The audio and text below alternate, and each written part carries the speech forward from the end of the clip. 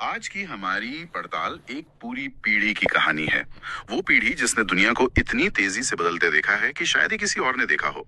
हम बात कर रहे हैं बेबी बूमर्स की, यानी वो लोग जिनका जन्म 1946 और 1964 के बीच हुआ। हमारे पास छत्तीसगढ़ के हेमंत जगत्यानी जी का एक बहुत ही पर्सनल लेख है। वो खुद 1956 में पैदा हुए थे और वो अपनी पीढ़ी को बदलती दुनिया का गवाह कहते हैं। आप सोचिए, उन्होंने अपनी आंखों के सामने ऑर्कुट को इंस्टाग्राम बनते देखा, ब्लैक एंड व्हाइट टीवी को 3D सिनेमा में बदलते देखा, और कमाल की बात यह है कि आज वो गूगल जेमिनाई और चैट जीपीटी जैसे एआई टूल्स भी इस्तेमाल कर रहे हैं। तो हमारी कोशिश रहेगी कि इस लेख के जरिए हम ये समझें कि इस 70 सालों के तूफानी सफर का उनकी पीढ़ी की सोच, रिश्तों और भावनाओं पर क्या असर पड़ा। बिल्कुल। और जो बात इस लेख को खास बनाती है वो ये है कि ये सिर्फ टेक्नोलॉजी की एक लिस्ट नहीं है। ये एक इमोशनल टाइमलाइन है। लेखक का कहना है कि उनकी पीढ़ी ने दुनिया को दो बार बदलते देखा। एक बार बाहरी तौर पर, मतलब टेक्नोलॉजी के जरिए, और दूसरी बार अंदरूनी तौर पर, यानी समाज और परिवार के बदलने से। ये उस टकराव और तालमेल की कहानी है। तो चलिए इस कहानी को देखो शुरू से शुरू करते हैं। 1950 का दशक। लेखक इसे एक शांत और धीमी दुनिया बताते हैं। विश्व युद्ध के बाद का दौर था। मुझे ये बात बड़ी दिलचस्प लगी कि घरों में रेडियो होता था और एक रेडियो पर पूरा मोहल्ला खबरें सुनता था। ये आज के दौर से कितना अलग है, जहां हर किसी के हाथ में अपनी स्क्रीन है। पर यही उस दौर के समाज का सार है। सब कुछ साझा था। मनोरंजन, जानकारी, दुख सुख, सब कुछ। जब संसाधन कम होते हैं तो इंसान एक दूसरे पर ज्यादा निर्भर होता है। कैमरे भारी थे, फिल्म रोल वाले। एक एक फोटो सोच समझकर खींची जाती थी, क्योंकि हर क्लिक की एक कीमत थी। फिर उसे धुलवाने का इंतजार। इसलिए तस्वीरें कम थी, पर हर तस्वीर की एक कहानी थी। एक अहमियत थी। हाँ, बिल्कुल, एक अहमियत थी। मतलब चीजों की कमी उन्हें ज्यादा कीमती बना रही थी। बिल्कुल। और सिर्फ चीजों को ही नहीं, रिश्तों को भी। उस दौर में संयुक्त परिवार आम थे। रिश्ते कर्तव्य और एक दूसरे को निभाने की भावना पर टिके थे। यही वो बुनियाद थी जिस पर आने वाले दशकों में बदलाव की इमारत खड़ी होने वाली थी। और फिर 60 का दशक आता है और यहाँ से चीजें तेजी से बदलनी शुरू होती हैं। एक तरफ तो इंसान चांद पर पहुंच रहा है। 1961 में यूरी गागारिन अंतरिक्ष में, 1969 में नील आर्मस्ट्रॉन्ग चांद पर। इसने लोगों को एक नया आत्मविश्वास दिया होगा कि कुछ भी नामुमकिन नहीं है। हाँ, ये उम्मीद और तरक्की का दशक था। विज्ञान पर भरोसा बढ़ रहा था। लेकिन इसी सिक्के का दूसरा पहलू भी था, जो समाज के अंदर दिख रहा था। लेखक के मुताबिक यही वो दशक था जब युवाओं ने पहली बार अपने माता पिता की सोच को चुनौती देना शुरू किया। नागरिक अधिकारों के आंदोलन, हिप्पी कल्चर, ये सब पुरानी पीढ़ी के लिए एक शौक की तरह था। तो ये एक तरह का विरोधाभास हुआ। एक तरफ हम चांद तक पहुंच रहे हैं, दुनिया को जीत रहे हैं, और दूसरी तरफ घर के अंदर ही। हाँ, घर के अंदर ही एक वैचारिक दूरी पैदा हो रही है। आपने बिल्कुल सही पकड़ा। यही वो मोड़ है जहां पहली बार जनरेशन गैप शब्द का सही मतलब समझ में आया। पुरानी पीढ़ी के लिए मूल्य और परंपरा सब कुछ थे। नई पीढ़ी के लिए आजादी और व्यक्तिगत सोच ज्यादा मायने रखती थी। लेखक के शब्दों में, यहीं से रिश्तों में उन दूरियों के बीज पड़े जो आगे चलकर और बड़े होने वाले थे। परिवार के अंदर पहली बार असहमत होने की हिम्मत पैदा हो रही थी। इस सोच के बदलाव के बाद 70 के दशक में टेक्नोलॉजी ने घर में दस्तक दी। माइक्रो प्रोसेसर, पहला एप्पल कंप्यूटर। लेखक कहते हैं कि उस वक्त ये सब किसी नए खिलौने जैसा लगा। किसी ने सोचा भी नहीं होगा कि ये खिलौने एक दिन हमारी पूरी दुनिया को कंट्रोल करेंगे। उस वक्त ये अंदाजा लगाना मुश्किल भी था, लेकिन इसका असर तुरंत दिखना शुरू हो गया था, खासकर परिवारों पर। लेखक बताते हैं कि इसी दौर में महिलाओं ने बड़ी संख्या में नौकरी करना शुरू किया। ये आर्थिक आजादी के लिए एक बहुत बड़ा कदम था, लेकिन इसने परिवार के डायनामिक्स को हमेशा के लिए बदल दिया। कैसे? मेरा मतलब है, इसका रिश्तों पर क्या असर पड़ा? दो बड़े असर हुए। एक, परिवार का स्वरूप बदलने लगा। संयुक्त से एकल परिवार की तरफ सफर तेज हो गया। दूसरा, रिश्तों का आधार बदला। अब रिश्ते सिर्फ कर्तव्य पर नहीं, बल्कि आपसी बातचीत और अंडरस्टैंडिंग पर टिकने लगे। लेकिन यहीं एक समस्या भी खड़ी हुई। जब पति पत्नी दोनों काम कर रहे हैं, तो उनके पास एक दूसरे के लिए और बच्चों के लिए वक्त कम हो गया। लेखक महसूस करते हैं कि यहीं से वो भावनात्मक दूरियां बढ़नी शुरू हुई, जहां लोग एक ही घर में रहकर भी एक दूसरे की दुनिया से अनजान होने लगे। और फिर आता है 80 का दशक, जिसे लेखक वीडियो का युग कहते हैं। टीवी रंगीन हो गया, वीसीआर आ गया।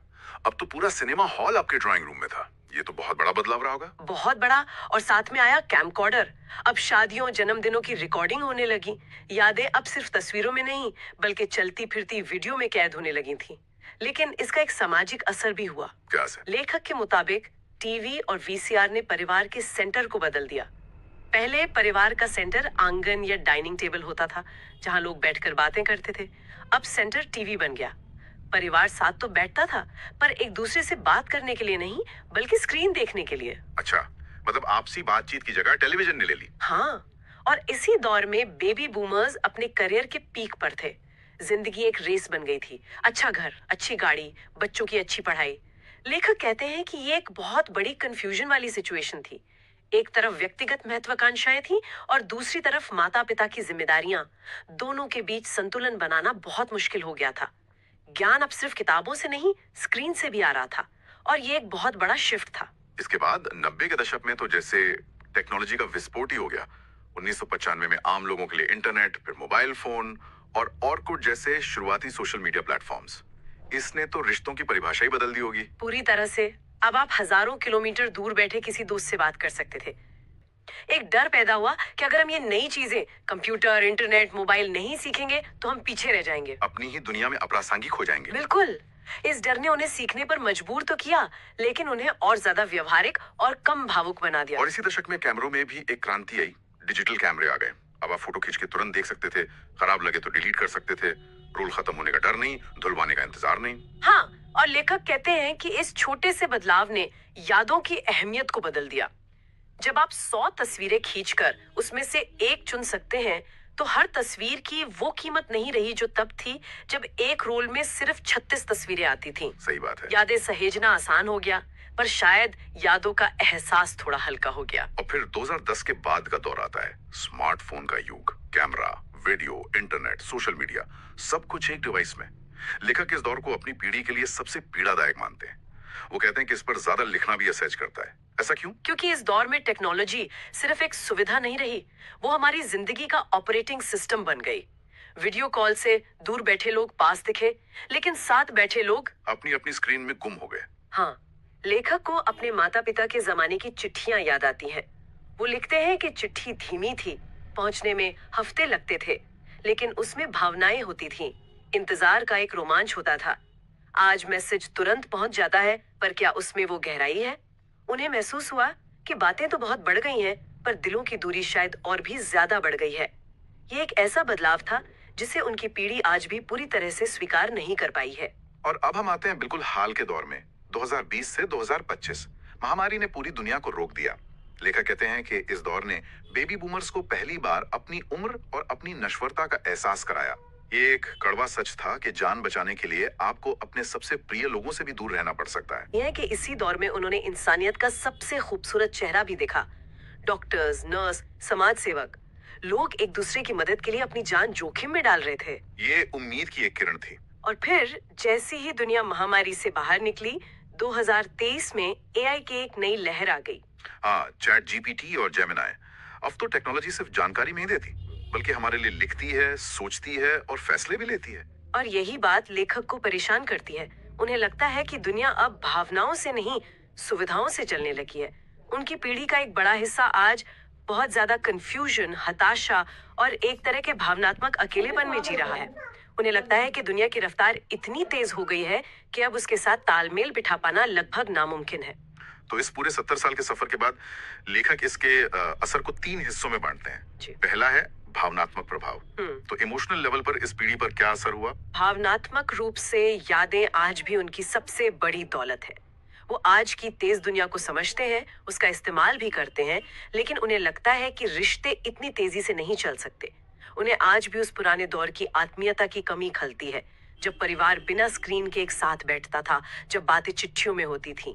एक तरफ नई दुनिया की सुविधाएं हैं पर दूसरी तरफ अपने समय की गहरी जड़ों की याद है जो मन को भारी कर देती है। दूसरा प्रभाव वो सामाजिक बताते हैं। समाज के स्तर पर क्या बदला? सामाजिक स्तर पर संयुक्त परिवार से एकल परिवार तक का सफर उन्हें ज्यादा आजाद तो बनाता है लेकिन कम सुरक्षित महसूस कराता है। पहले पूरे परिवार का एक सपोर्ट सिस्टम होता था, अब हर कोई अपनी लड़ाई खुद लड़ रहा है। समाज में मौके बढ़े, करियर के नए रास्ते खुले, लेकिन जिंदगी में स्थिरता कम हो गई।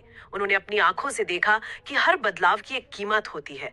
लोग पास रहकर भी दूर महसूस होने लगे। और आखिरी है व्यवहारिक प्रभाव। प्रैक्टिकल लेवल पर उन्होंने क्या सीखा? प्रैक्टिकल लेवल पर वो आज की दुनिया के साथ चलना सीख चुके हैं। स्मार्टफोन, यूपीआई, ऑनलाइन बैंकिंग, ये सब सीखना उनके लिए मजबूरी थी, पर अब ये आदत बन चुका है। वो समझ गए हैं कि इस नई दुनिया में सर्वाइव करने के लिए लगातार सीखते रहना पड़ेगा। लेकिन सबसे बड़ी सीख ये है कि इस डिजिटल दुनिया में अपनी भावनाओं को बचाए रखना भी अब एक स्किल बन गया है। इतने उतार चढ़ाव देखकर वो अब ज्यादा धैर्यवान हो गए हैं। वो जानते हैं कि ये दुनिया हमेशा बदलती रहेगी। लेखक अपनी बात बहुत खूबसूरत पंक्तियों के साथ खत्म करते हैं। वो लिखते हैं, हमने धीरे चलती दुनिया भी देखी है और भागते समय को भी। हमने यादें फोटो रोल में भी संभाली हैं और डिजिटल क्लाउड में भी। ये लाइन उनकी पीढ़ी की अनोखी पोजीशन को दिखाती है, जो दो दुनियाओं के बीच एक पुल की तरह खड़ी है। बिल्कुल। और वो एक बहुत गहरा सवाल छोड़ जाते हैं। वो कहते हैं कि इंसान अक्सर पीछे मुड़कर ही समझ पाता है कि उसने क्या पाया और क्या खोया। ये सवाल सिर्फ उनकी पीढ़ी के लिए नहीं, हम सबके लिए है। आज की इस बेगाम रफ्तार वाली दुनिया में हम तरक्की और गहरे इंसानी रिश्तों के बीच संतुलन कैसे बनाएंगे? बेबी बूमर्स की इस यात्रा से हम ये सीख सकते हैं कि जब दुनिया बहुत तेजी से आगे बढ़ती है, तो हमें ये ध्यान रखना चाहिए कि कौन सी कीमती चीजें सच में पीछे छूट रही हैं।